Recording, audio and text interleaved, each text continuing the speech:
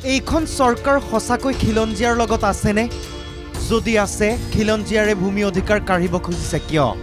পুনৰ অসমীয়াৰ মাটি কাঢ়ি আদানীক দিয়াৰ প্ৰস্তুতি, প্ৰতিবাদত উত্তাল পলাশবাৰীত।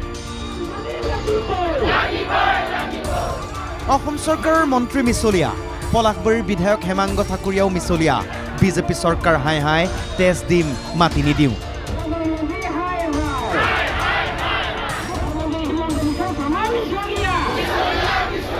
এনে কিছু শ্লোগানেৰে এইদৰে প্ৰতিবাদত ওলাই আহিল হাজাৰ হাজাৰ লোক।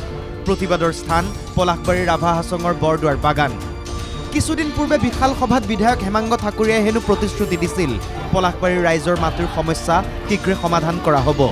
বিশেষকৈ বৰদুৱাৰ বাগান অঞ্চলৰ খিলঞ্জীয়াৰ ভূমিৰ সমস্যা সমাধানৰ আশ্বাস দিছিল খুদ ৰাজহ মন্ত্ৰীয়েও।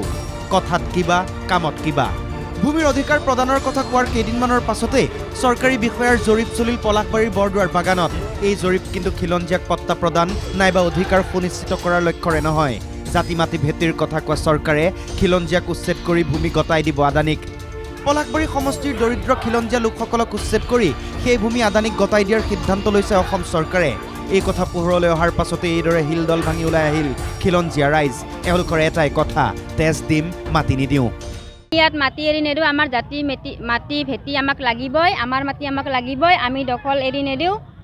আৰু কোনো বিধায়ক, কোনো বণিক গোষ্ঠী আহিলেও আমি মাটি এৰি নেদিওঁ, আমাৰ মাটি আমাক লাগিব। আমি তেজ দি হ'লেও মাটি ধৰি ৰাখিম। স্পষ্ট কৰি দিলে প্ৰতিবাদী জনতাই। বিধায়ক হেমাংগ ঠাকুৰীয়া মিছলীয়া, তেওঁৰ কথা আমি নুশুনো। অসম চৰকাৰৰ মন্ত্ৰীৰো বিশ্বাস নাই, তেওঁলোকৰ কথা আমি নামানো। আমাৰ মাটি আমি এৰি নিদিওঁ। এই আন্দোলন মাত্ৰ আৰম্ভণি, ইয়াৰ পাছত অধিক তীব্ৰতৰ হ'ব আন্দোলন।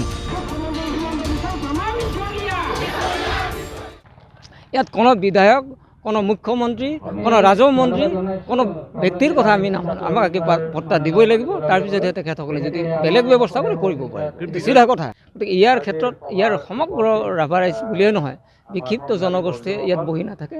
ইয়াৰ বাবে এক তীব্ৰ আন্দোলন আৰম্ভ কৰিব, আপোনালোকে ইতিমধ্যে গমেই পাইছে। সঁচাকৈ এয়া কেনেকুৱা কাম কৰিবলৈ লৈছে চৰকাৰে? যিখন চৰকাৰৰ মুখত কেৱল খিলঞ্জীয়া, সেইখন চৰকাৰৰ মনত যেন কেৱল বনিয়া। সেই ক্ষোভৰে উদগিৰণ এই প্ৰতিবাদ। ইয়াৰ পৰাই চৰকাৰে কথাবোৰ বুজি পোৱা উচিত, কাৰণ এওঁলোকৰ সকিয়নি কঠোৰ, অতিকৈ কঠোৰ। আজাৰাৰ পৰা অজয় দাসৰ ৰিপৰ্ট, NKTV+।